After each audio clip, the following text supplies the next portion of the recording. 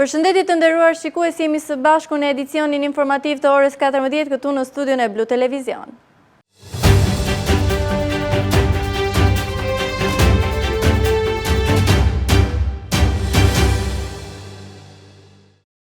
Fillim ngushti, në gjykatën dhe prokurorinë e Vlorës pritet të ulet ndjeshëm ritmi i punës. Gjyqet shtyhen, kalendari seancave boshatiset deri në shtator. Gjatë një interviste për Blu Televizion, kreu i dhomës së avokatisë Vlorë Durim Bajrami thotë se gjyqësori nuk duhet jeti gjithi me pushime, pasi pasojat bien mbi qytetarët.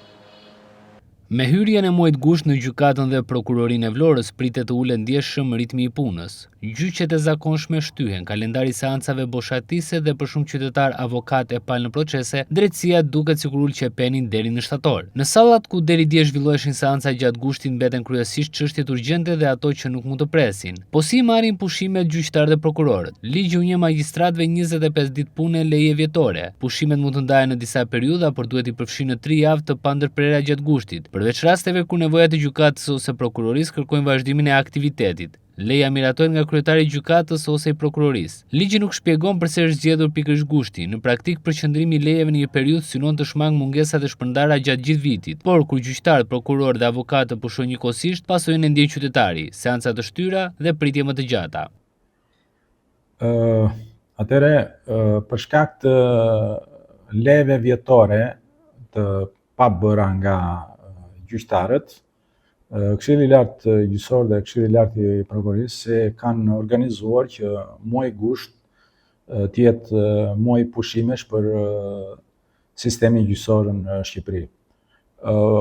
Personalisht, unë kam shprehur mendimin tim dhe herë të tjera, unë jam kundra kësaj faktikisht, sepse mund të organizoj që pushimet vjetore, gjyqtarët dhe prokurorët i merrin sipas një kalendari të organizuar nga vetë gjykatat apo nga KLG-ja që ky institucion të mos pushonte për një muaj, sepse për një muaj kalon në pushim total, pra gjykon vetëm masat e sigurisë, pra vetëm masat me karakter emergjent. Nuk e përjashtoj konstatimin tuaj si gazetar, gjithsesi ajo që duhet të sjell në vëmendjen tuaj është ajo çfarë është zyrtare.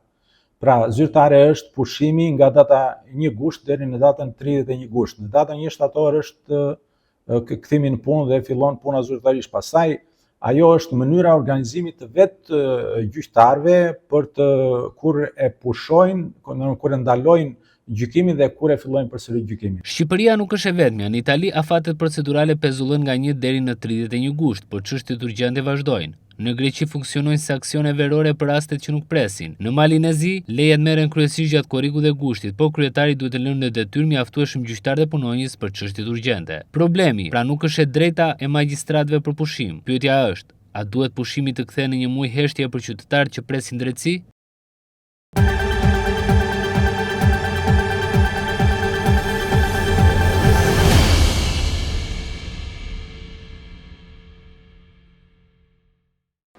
Çmimet e naftës, benzinës, por edhe gazit të lëngshëm në arenën ndërkombëtare kanë pësuar një rënje të ndjeshme. Ndërkohë, në Vlorë nuk ka ndodhur kështu. Në pikat e shitjes së karburanteve konstatohet se çmimi i karburanteve është i njëjtë si javën që lan pas, i fiksuar prej ditësh në të njëjtat shifra.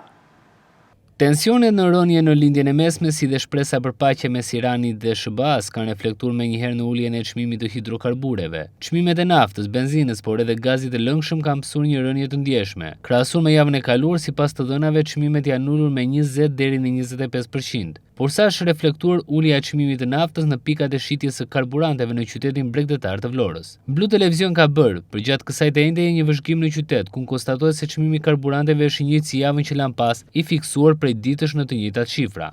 Asnjë reflektim në qytetin e Vlorës për uljen e çmimit të naftës, benzinës dhe gazit. Megjithëse në bursat të ndërkombëtare çmimet sigurisht kanë pësuar një ulje edhe për shkak të tensioneve në rënje në lindjen e mesme. Ndërsa në momentin që çmimet rriten, këto reflektohen menjëherë në Vlorë. Kur ato ulen, sigurisht në qytet nuk ka asnjë ulje të vetme. Nafta sot tregtohet me çmimin 206 lek për litër, ndërsa benzina me 189 lek për litër. Gazi i lëngshëm tregtohet me çmimin 69 lek për litër. Pikat e shpërndarjes së karburanteve në këtë çmim të njëjtë janë dakordsur të shesin hidrokarburet. Të gjitha pikat e karburanteve në qytet çmimet i kanë të njëjta. Pavarësisht se në bursë çmimi është ulur, në Vlorë nuk ka asnjë reflektim, ndërsa për fat të keq ku çmimet në bursa ndërkombëtare ngrihen, në qytet reflektojnë brenda orës. Qeveria ka përgatitur një projekt vendim që vendos rregulla të reja për shenjimin, gjurmimin dhe monitorimin e nënprodukteve të naftës, me synim forcimin e kontrollit mbi tregun e karburanteve. Qeveria ka përgatitur një projekt vendim që vendos rregulla të reja për shenjimin, gjurmimin dhe monitorimin e nënprodukteve të naftës, me synim forcimin e kontrollit mbi tregun e karburanteve, luftën kundër evazionit fiskal dhe garantimin e pagesës së akcizës. Projekti akti parashikon që nafta dhe benzina përpara se të hidhen në qarkullim të lirë, të nënshtrojnë detyrimisht një procesi shenjimi me një substancë të posaçme, e cila do të mundësojë identifikimin dhe gjurmimin e tyre për gjatë gjithë zinxhirit të furnizimit. Subjektet e detyruara, të gjitha subjektet që tregtojnë, importojnë, shpërndajnë, transportojnë, magazinojnë, prodhojnë, rafinojnë ose kryejnë çdo aktivitet tjetër tregtar me produktet e shenjimit që janë të detyruara të paguajnë detyrimet fiskale për këto produkte dhe të kërkojnë kryerjen e shërbimit sipas kuadrit ligjor në fuqi dhe këtij vendimi, thuhet në projekt vendim. Projekt akti ndërkohë ndalon tregtimin, importimin, transportimin apo magazinimin e karburanteve që nuk përmbajnë shenjuesin zyrtar, si dhe çdo ndërhyrje në pajisjet apo teknologjinë e përdorur për procesin e shenjimit dhe të monitorimit. Regjimi i ri do të nisë të zbatohet pas një periudhe implementimi prej 6 muajsh nga hyrja në fuqi e vendimit. Pas kësaj periudhe, asnjë produkt që i nënshtrohet shenjimit nuk do të mund të importohet, tregtohet apo transportohet, si dhe të hidhet në treg pa kaluar më parë procesin e shenjimit dhe monitorimit. Nga karburantët e drithrat e deri te kushimet e paketuara, sa herë që bizneset përballen me rritje kostosh, efekti reflektohet menjëherë në çmimet që paguajnë konsumatorët. Sipas ekspertëve, forcimi i lekut aktualisht nuk është përkthyer në ulje të ndjeshme të çmimeve. Nga karburantet e drithrat zërcavatet e deri te ushqimet e paketuara, sa herë që bizneset përballen me rritje kostosh, efekti reflektohet pothuajse menjëherë në çmimet që paguajnë konsumatorët. Por kur kostot ulen, i njëjti reflektim shpesh mungon. Një nga shembujt më të qartë është forcimi i lekut, i cili nuk është përkthyer në ulje të ndjeshme të çmimeve të mallrave të importuara. Sipas ekspertëve, forcimi i monedhës vendase duhet të krijojë hapësira për rishikimin e çmimeve, sidomos për produktet e importit. Kur kjo nuk ndodh, lind nevoja për të analizuar nëse tregu funksionon me konkurrencë të mjaftueshme, apo nëse marzhet e fitimit po zgjerohen përtej asaj që diktojnë kostot reale, sipas ekspertëve. Ekspertët vlerësojnë se Shqipëria ende nuk ka instrumente të mjaftueshme për të parandaluar shtrembërimet në formimin e çmimeve. Përtej rolit të autoritetit konkurrencës, kërkohet një monitorim aktiv i tregjeve dhe më shumë transparencë për mënyrën se si përcaktohen çmimet nga importi deri tek shitja me pakicë. Sa më transparent të jetë tregu dhe sa më fort konkurrenca, aq më vështirë bëhet mbajtja artificiale e çmimeve në nivele të larta. Për këtë arsye, institucionet duhet të krijojnë kushte, sipas ekspertëve, që tregu të bëhet rregullohet përmes konkurrencës dhe jo të dominohet nga pak operator. Pavarësisht pasigurive të krijuara nga zhvillimet gjeopolitike dhe tensionet në tregjet ndërkombëtare gjatë këtij viti, ekspertët vlerësojnë se konsumatorët shqiptar duhet të kishin përfituar më shumë nga efekti pozitiv i forcimit të lekut, veçanërisht për produktet që varen nga importi. Kjo ka qenë dhe një kërkesë e vazhdueshme në edicionet tona informative, në kronikat problemore, pikërisht si kërkesë e qytetarëve.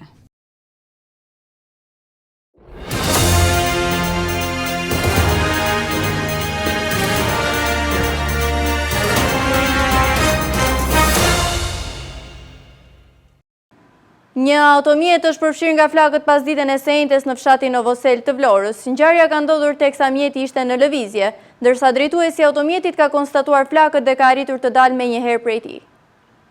Një automjet është përfshirë nga flakët pas ditën e njëjtë në fshatin Novosel të Vlorës. Ngjarja ka ndodhur teksa mjeti ishte në lëvizje, ndërsa drejtuesi i automjetit ka konstatuar flakët dhe ka arritur të dalë menjëherë prej tij. Fatmirësisht drejtuesi nuk ka pësuar dëmtime, ndërsa në pak çaste zjarri shpërhapur në të gjithë automjetin. Flakët kanë shkaktuar dëme të mëdha materiale, duke shkrumbuar mjetin pothuajse tërësisht. Pas marrjes së njoftimit drejt vendngjarjes u nisën forcat zjarrfikse nga Vlora. Efektivët ndërhyn për të bërë të mundur shuarjen e flakëve dhe për të parandaluar përhapjen e zjarrit në zonën përreth.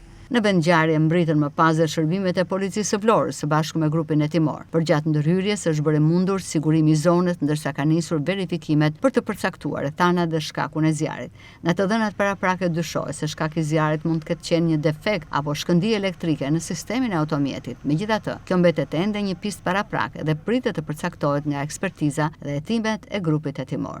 Djegja e automjetit ka shkaktuar alarm të banorët dhe personat që ndodheshin pranë zonës, ndërsa ndërhyrja e shpejtë e forcave zjarfikse ka bërë të mundur neutralizimin e flakëve. Policia ka nisur dokumentimin e plotë të ngjarjes, ndërsa priten përfundimet e hetimeve për të përcaktuar në mënyrë të saktë shkakun që çoi në përfshirjen e automjetit nga flakët.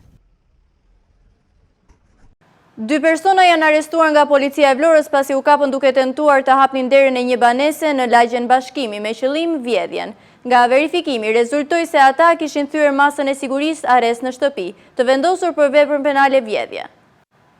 Thyen masën e sigurisë arrest në shtëpi dhe shkuan nga Tirana në Vlorë për të kryer vjedhje, kapen në flagrancë nga policia teksa tentonin të hapnin derën e një banese. Vihen në pranë nga 2 shtetasit, të 2 me precedent të theksuar penal për vjedhje, të cilat ishin me masën e sigurisë arrest në shtëpi të caktuar për të njëjtën vepër penale. Sekuestrojnë pajisje të posaçme për hapjen e bravave dhe kasafortave. Shërbimet e komisariatit të policisë Vlorë, bazuar në informacionet e siguruara në rrugë operative për 2 shtetas që dyshohej se kryenin vjedhje në banesa, organizuan dhe finalizuan operacionin policor të koduar Again. Si rezultat i operacionit u arrestuan në flagrancë shtetasit AG 48 vjeç dhe AH 46 vjeç, të 2 banues në Tiranë. Këta shtetas u kapën në flagrancë nga shërbimet e policisë në momentin që me pajisje të posaçme po tentonin të hapnin derën e një banese në lagjen Bashkimi me qëllim vjedhje. Nga verifikimet rezultoi se të 2 kishin thyer masën e sigurisë arrest në shtëpi të caktuar për veprën penale vjedhja dhe ishin vendosur nga Tirana në Vlorë për të vjuar veprimtarinë e tyre kriminale. Në cilësinë e provës materiale u sekuestruan pajisje të ndryshme për hapjen e bravave dhe kasafortave, automjeti i Mercedes-Benz që përdoren nga autorët si dhe 2 celular. Materialet procedurale ju referuan prokurorisë për vepra penale vjedhja mbetur në tentativë dhe largimi të burgosurit nga vendi i qëndrimit. Drejtuesi një gomoneje në gjirin e Hartës në Ksamil është zgjobitur me 500.000 lekë pasi rrezikoi pushuesi duke lundruar në hapësirën e rezervuar për ta. Veç ndëshkimit me gjob, policia kufitare ka bllokuar edhe gomonen. Shkeli me gomone perimetrin e sigurisë detare në zonën e gjirit të Hartës në Ksamil duke lundruar brenda hapësirës së rezervuar për pushuesit me rrezik të drejtë për drejtë për jetën dhe sigurinë e tyre, por u filmuan nga qytetarët dhe u denoncua menjëherë në policinë e shtetit. Reagimi menjëhershëm i policisë kufitare dhe njësisë policore detare çoni identifikimin e drejtuesit, bllokimin e mjetit lundrues tip gomone dhe ndëshkimin e drejtuesit të tij me gjob 500.000 lekë të rinj. Policia kufitare u bën thirrje të gjithë drejtuesve të mjeteve lundruese të respektojnë me rigorozitet perimetrin e sigurisë së plazheve dhe rregullat e lundrimit. Çdo shkelje që cënon jetën dhe sigurinë e pushuesve do të konstatohet dhe do të ndëshkohet me masat e parashikuara nga legjislacioni në fuqi. Shërbimet e policisë kufitare vijojnë kontrollet intensive në të gjithë zonat bregdetare, me synim garantimin e sigurisë së pushuesve gjatë sezonit turistik. Policia e shtetit falenderoj qytetarët dhe pushuesit për bashkëpunimin dhe denoncimet e tyre, të cilat mundësojnë reagim të shpejtë ndaj çdo shkeljeje që rrezikon jetën dhe sigurinë në plazhe. Të nderuar shikues, kjo ishte gjithçka e përgatitur për këtë edicion informativ. Falenderoj për vëmendjen, bashkë mirupafshim.